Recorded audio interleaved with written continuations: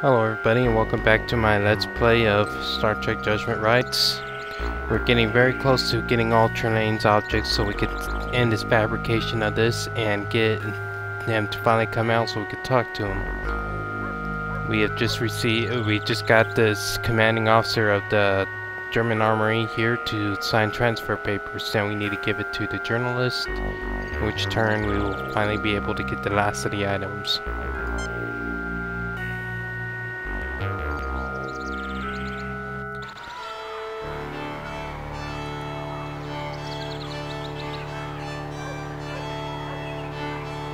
If Kirk wouldn't walk so slow.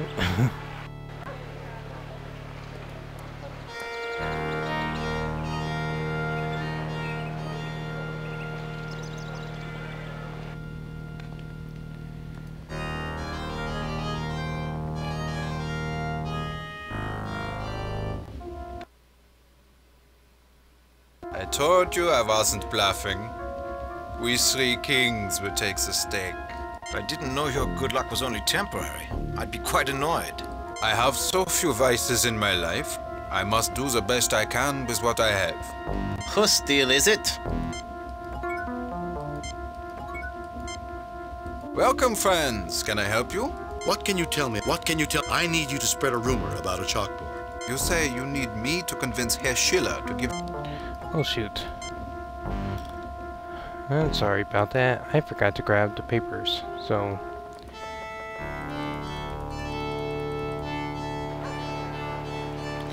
Have Kirk roller skate over there.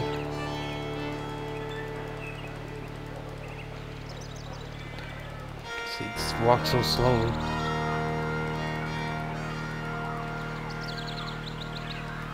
It's like when he gets up on the sidewalk, he walks slower.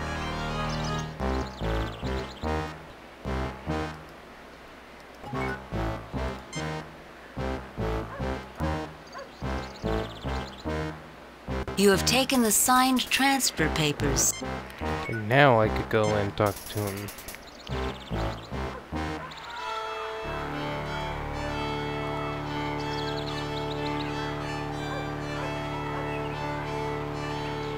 So here is the commander untied now. Well, I don't have the rope, I guess. He untied himself in his sleep.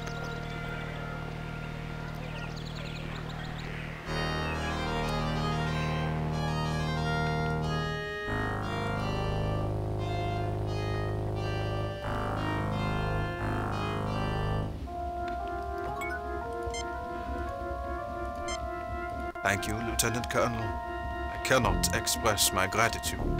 If there is anything I can do for you, please let me know. Welcome, friends. Can I help you? What can you tell me about? I need you to spread a rumor about a chalkboard.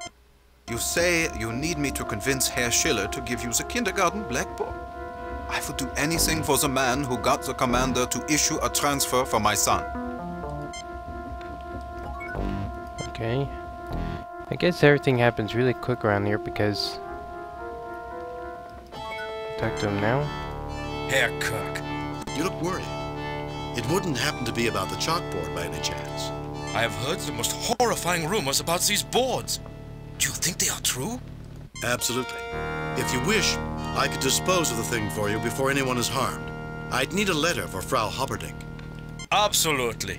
Let me just take pen to paper. Take it when you want to destroy the vile thing.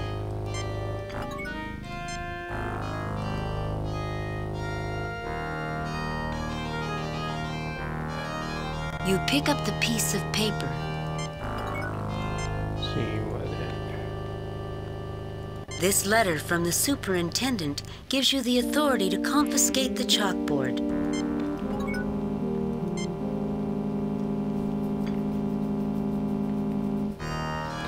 In case if you're wondering, you could try to see if you could use the rifle to destroy some of the objects, but Spock suggests you look for something better. And I bet you probably already could guess of how I could destroy all the objects. First I need a chalkboard.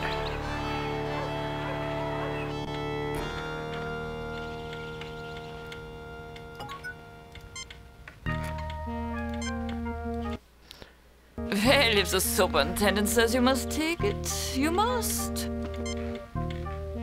It's kind of funny how this is taken. Thunk. I think they're making a joke on how sometimes you could just have like bottomless pockets or something. Or as D&D people call it, infinite bag of holding. Now we have all the objects. It's now time to convince Trelane to come out. I want to save it here real quick. Save new game. Replace previous game.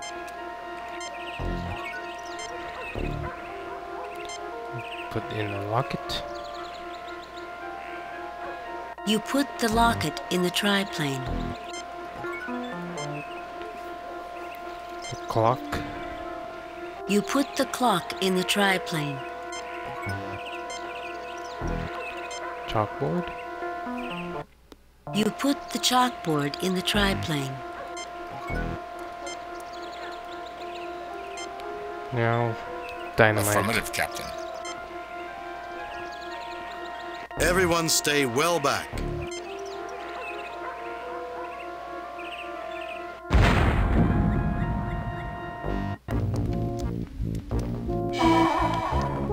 I suppose I should be angry at you, Captain, with your act of vandalism against my beautiful aircraft.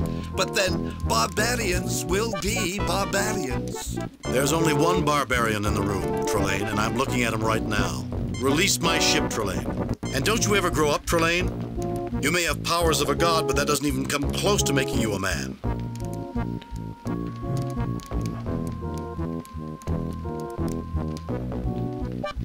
Just trying to see something. There's only one barbarian in the room, Trelane, and I'm looking at him right now.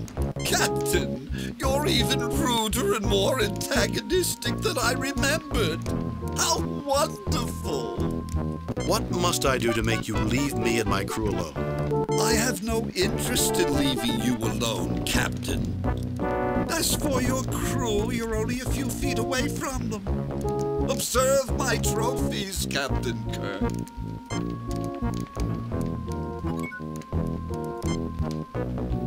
This bottle contains a very realistic reduction of the USS Enterprise. Jim, is that what I think it is? It is the Enterprise, Doctor. It is functioning normally, aside from being trapped. The crew are alive and well. My latest hobby, gentlemen, putting warships in bottles, celebrating the grand martial heritage of your species. This bottle contains a very realistic reduction of the SS Manikier, a Denebian transport. This bottle contains a very realistic reduction of the SS Shinobi, a freighter. This bottle contains a very realistic reduction of the USS Zimbabwe. My ship! Bring it back or I'll... This one's even more savage than the last one of your officers who made the same mistake. My compliments, Captain, on having such a spirited crew. Truly a testament to your fine leadership.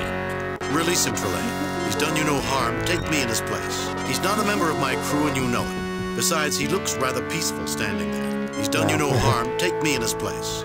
Ah, the gallant captain, intervening on behalf of one who despises him. Don't worry about him, Captain. Worry about yourself. I suppose I should thank you, Captain. Later, Commander. If the real thing weren't bad enough, a portrait of the humble Baron of Gothos smirks nauseatingly at you. A charming brick fireplace. An axe and shield. As with most of Trelane's collection, they are mostly ornamental. These candles illuminate Trelane's self-portrait. An ugly gargoyle-like decoration. A trifle grotesque for this setting, isn't it, Trelane? Why, Kirk, I wasn't aware of your interest in the design of castles. I hope you like my rug better. A polar bear rug. Trelane, the Baron of Gothos, smirks triumphantly as the little drama unfolds. Weird stuff, Mr. Ellis thinks. Why did I have to get mixed up with the Enterprise and their weird stuff? Dr. McCoy, not at all pleased to be in the same room as this madman. James T. Kirk, looking very concerned. Mr. Spock, wondering how they can surmount this problem. I'm going to save it again real quick, because... Save new game. Replace previous game. There are actually two endings to this. I'm going to do the first one I'm going to do is the one that gets you to higher points. The second one I'm going to try to do is to show you an alternate ending you could do for this mission. First, I want to talk about I can suggest no logical course of action that can resolve this dilemma. This is hardly a logical situation, Mr. Spock. Indeed. Still, I wonder if Trelane realizes the extent of his misrepresentation. All right, Trelane, why don't we end this farce?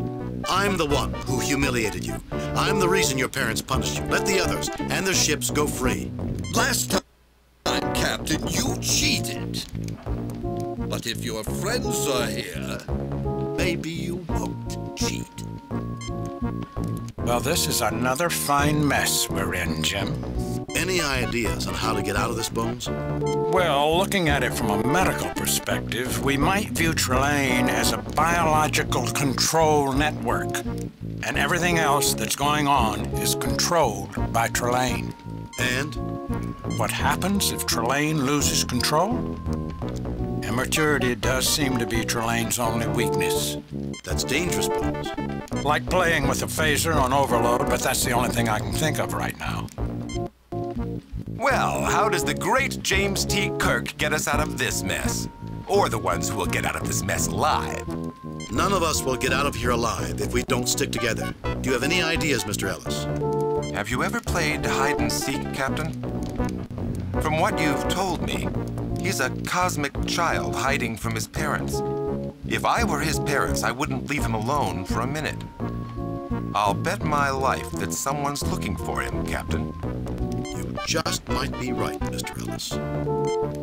Well, Captain, I suppose you're about to make your grand plan of escape. So this is the... You must think you're main pretty ending. clever, Trelane, with your replica of the First World War. Why should I have to make a grand plan to escape from a loser like you? I don't have to do anything. Eventually, your parents are going to find you and discipline you again. You must think you're pretty clever, Trelane, with your replica of the First World War. Why, thank you, Captain. I wasn't complimenting you, Trelane. I've never seen such a piece of nonsense in my life. Although you could have made that trench scene much more realistic. If World War I had been the way you depicted, human history would have been a lot less bloody. I wasn't although you could have made that trench scene much more realistic. Really, Captain? Look into the memory banks of the Enterprise, Trelane. Recreate what's in there, and let me show you firsthand the glory of one of the bloodiest conflicts in human history. Not a liar, just misinformed. Use the memory banks of the Enterprise, Trelane. Recreate what's in there. War at its most realistic and terrifying.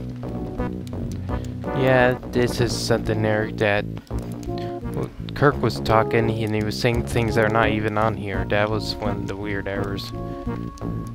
Very well, Captain. I'll take you to what you think the war was really like.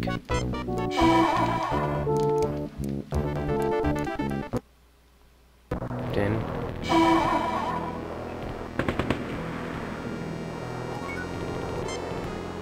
The sides of a trench. Moats filled with soldiers in which they besieged each other for 4 bloody years. A dead French soldier. A dead French soldier. He survived a mustard gas attack at Ypres. But in this war, luck is not on anyone's side. Mustard gas was a very, very bad biological weapon that basically burned people's esophagus and lungs. Those who survived it usually had respiratory problems for the rest of their lives. A dead French soldier. In his hands, he cradles a letter from his fiancée. The sides of a trench. A German soldier. Though you couldn't tell it from the color of his uniform, mud has a way of making them all look the same. A German soldier. He had lost his 3 brothers at Verdun, and had considered mutinying, but feared disgrace more than the loss of his own life.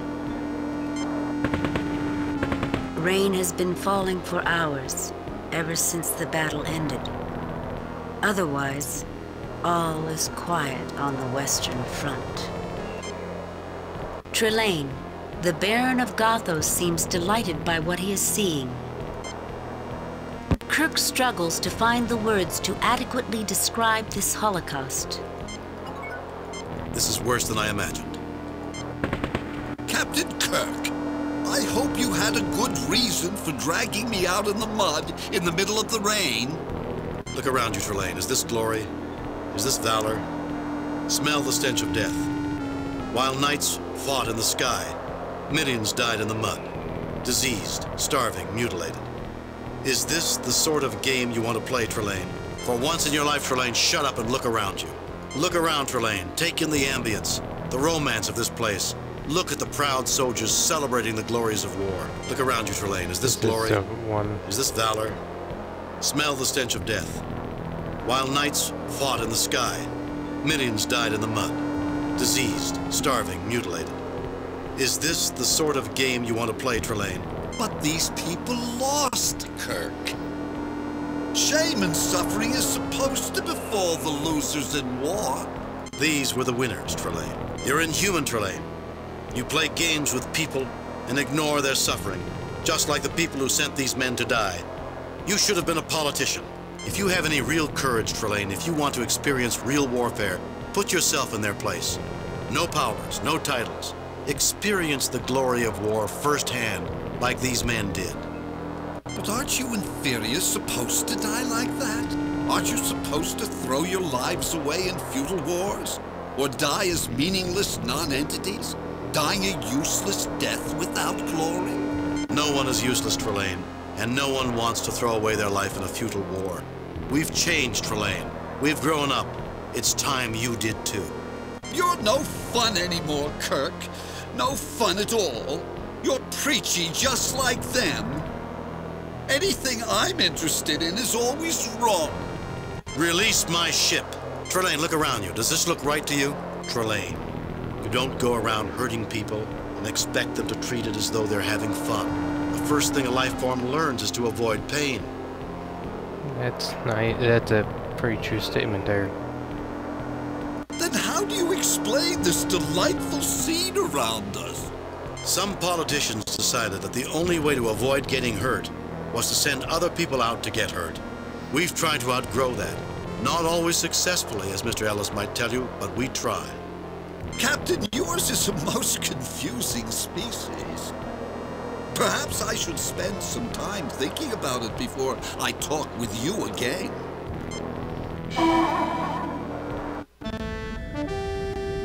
Captain's log. Missing starships have been restored to normal size and are about to return to their assigned missions. We now get to see the Enterprise on the front.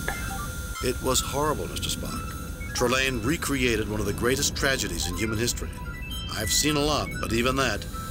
The waste of lives is appalling, even when one operates by pure logic. When one considers what those millions of lives that were lost might have done for humanity had the war never taken place. Well, now that we've taken care of business... Ow!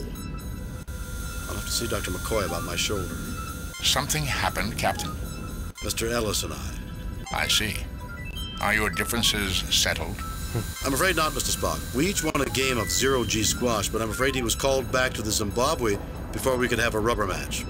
I think I dislocated my shoulder with a rather wild swing in the second game. Then logic suggests that your injury would have caused you to lose the match. I suppose so. He's a good player and a good officer. I'm putting in a request to bring him on the Enterprise. That should be fascinating. Isn't it familiar? Hello, Captain. I'm Captain Gernsbeck of the Shinobi. I thought I would thank you personally before we left for Cephas 5. A pleasure to meet you, Captain. Have we met before, Captain? There's something familiar. Perhaps we did, on some other planet, in some other star system, sometime long ago. Message from Starfleet Command. Well, their ship is still damaged. On screen. I've reviewed your report from your recent assignment, Captain, and have a few comments. I am very pleased with your performance. It was a perfect mission, Jim. Your reputation as Starfleet's best starship captain is secure. Kane out. It is after we get through this, I will end this Let's Play. This episode While is called Light exploring and an Darkness. uncharted star system in the Deneb sector, we received what we think is a message from a distress beacon on Onias 2. We're en route to investigate. I just wanna write it down, that name, so I could search it when I get back. Alright. Well, I'm gonna end this Let's Play here. Save new game. And I will see you guys in the next video. Bye.